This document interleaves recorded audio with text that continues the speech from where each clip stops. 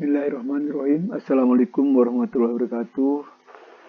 Pada kesempatan kali ini kita akan membahas tentang pemecahan masalah, yaitu peningkatan kreativitas siswa dalam pembelajaran ekonomi kelas 12 IPS dan MIPA lintas minat. Yang pertama, deskripsi permasalahan. Selama pandemi, peserta didik belajar secara daring dan PTMT atau blended learning. Hal ini membuat kreativitas peserta didik sangat rendah. Dan sejak bulan Juli tahun 2022, dilaksanakan pembelajaran secara normal, membuat kita sebagai guru harus mencari metode pembelajaran untuk bisa meningkatkan kreativitas peserta didik. B. Akar permasalahannya. Akar permasalahan yang menyebabkan kurangnya kreativitas peserta didik karena adanya pembelajaran daring yang telah dialami peserta didik selama 2 tahun. Tidak adanya interaksi secara langsung antara guru dan peserta didik menyebabkan daya kreativitas peserta didik sangat rendah. Sekarang kita akan mencari beberapa alternatif solusi ataupun pemecahan masalah tersebut. Bagaimana agar peserta didik bisa meningkat kreativitasnya. Alternatif yang pertama adalah guru membagi peserta didik ke dalam kelompok untuk bisa berdiskusi dan berinteraksi secara langsung dengan teman-teman yang lainnya. Yang kedua, bisa juga guru membuat LKPD, lembar kerja peserta didik, yang berupa permasalahan yang harus dicarikan solusi bersama dalam diskusi kelompok. Kemudian yang ketiga, guru memberikan sumber belajar yang beragam. Seperti misalnya video pembelajaran di YouTube, di TikTok, tulisan di blog, dan tentunya kebebasan untuk menggunakan internet dalam menyelesaikan LKPD secara kelompok.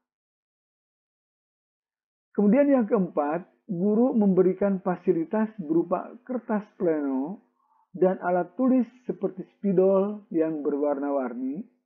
Kemudian meminta peserta didik untuk menuliskan jawaban hasil diskusi pada kertas tersebut dan dihias sekeren mungkin untuk meningkatkan kreativitas mereka. Yang kelima, guru mengajak peserta didik untuk mempresentasikan hasil diskusi dengan metode yang bervariasi. Sebagai contoh misalnya presentasi perwakilan kelompok, presentasi berkunjung ke kelompok lain, dan sebagainya. Yang keenam, guru memberikan ruang untuk refleksi bersama, sehingga dapat terus memperbaiki metode pembelajaran yang mengasihkan. D. Hasil pemecahan masalah.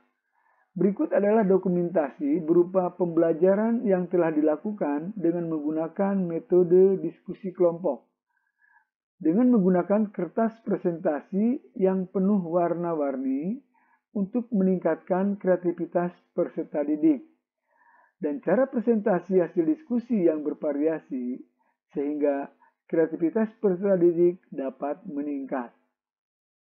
Ini dokumen ya, peserta didik sedang berdiskusi dalam kelompok ya. Ini.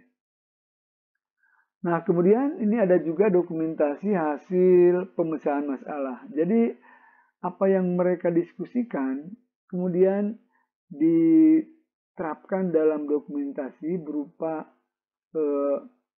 penempelan kertas-kertas yang lebih kreatif lagi, gitu ya, sehingga mereka merasa hasil karyanya itu dihargai. Untuk sumber rujukan solusi atau pemecahan masalah, alternatif solusi yang dilaksanakan bersumber pada artikel tentang berbagai macam metode presentasi yang menarik, berdiskusi dengan sesama guru ekonomi dalam satu MGMP, kemudian refleksi dengan peserta didik. Mungkin itu salah satu pemecahan masalah bagaimana agar kreativitas anak didik semakin tinggi lagi. Demikian, wassalamualaikum warahmatullahi wabarakatuh.